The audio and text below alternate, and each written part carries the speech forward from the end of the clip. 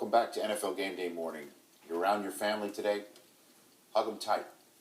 Emotions will be running high in MetLife tonight, and it won't be because Belichick and Brady are in the Jets' house.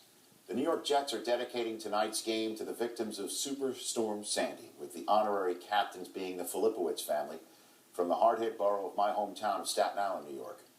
You'll understand why the Jets chose the Filipowicz family as you watch this report from our Melissa Stark.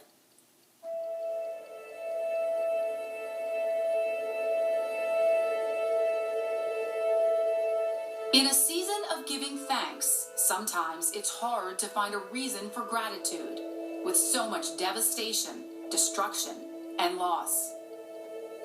3 weeks after Hurricane Sandy made landfall in New York, one Staten Island family is still trying to grasp all that was taken away. I left on Sunday night, and he stayed at the house with John. I was just going to grandma's. I said, no, I'm not leaving Dad. I was on the phone with him and I was asking, how's everything going? He was all right. And I said, well, you need anything? You want me to come down here? He said, no, I got John. I'm good. He said, I'm staying no matter what. A little after 7, Christine received a phone call from John telling her that the water's coming up really fast in the back. Somewhere around 7:30, John's girlfriend received a text saying that they were going downstairs. This is the street where the Filipowicz family has lived for 23 years. And as Hurricane Sandy approached, it is here that John, who's known to everyone in these parts as Flip, and his 20-year-old son, John, stayed to take care of the house.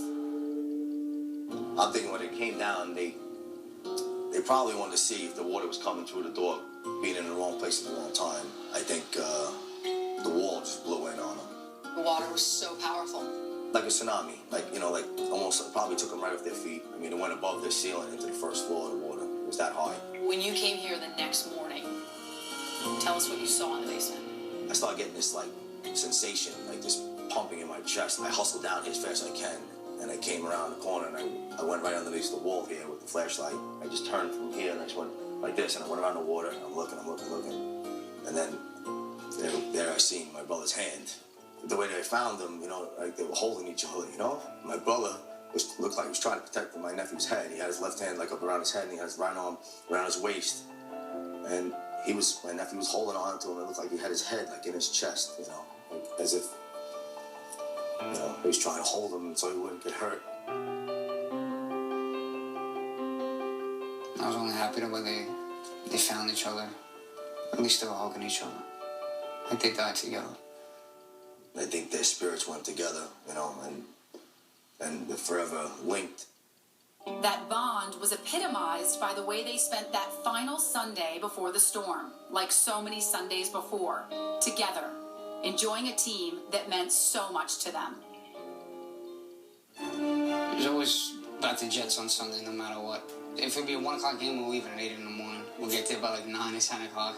It was like an event, it started out in the beginning of the week, getting everything prepared. My brother would do, like you said, he did everything. Me and my brother would play football. My dad would throw it around. My Uncle Neil would throw the ball around with us. The love of a team kept them close in life, so it was only fitting for the family to pay special tribute to that devotion. I knew if I buried my husband in a shirt and tie, he'd probably come back and haunt me. And so how did you choose which jerseys they would wear? Because you have a lot of Jets jerseys I've seen. My dad for the Clucko, because me and my brother bought him the Clucko jersey. And he always wore that jersey every Jet game since then. And my brother, the Keller jersey, that was besides Reeves, that's his favorite player. Love of a team is once again bringing the family together, thanks to a phone call from a member of the Jets family, owner Woody Johnson. Well, we asked the family whether they would be the honorary captain for our Thanksgiving Day game, and she said yes. I was very impressed the way she was handling it. She's got 2 other kids, so she's got, she's a good mother. She has to be the fortress in the storm. I just hope that the game itself gives them a moment, maybe, that they're not thinking about anything else. On Thanksgiving, the family will carry on in a way that would have made father and son proud. I think it'll be emotional, but I think it'll be fun. I don't think of them, but I'll never have them with me, so they'll keep me pumped.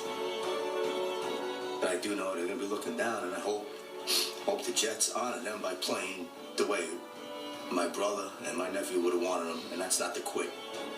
They're not here, but I know they'll be there.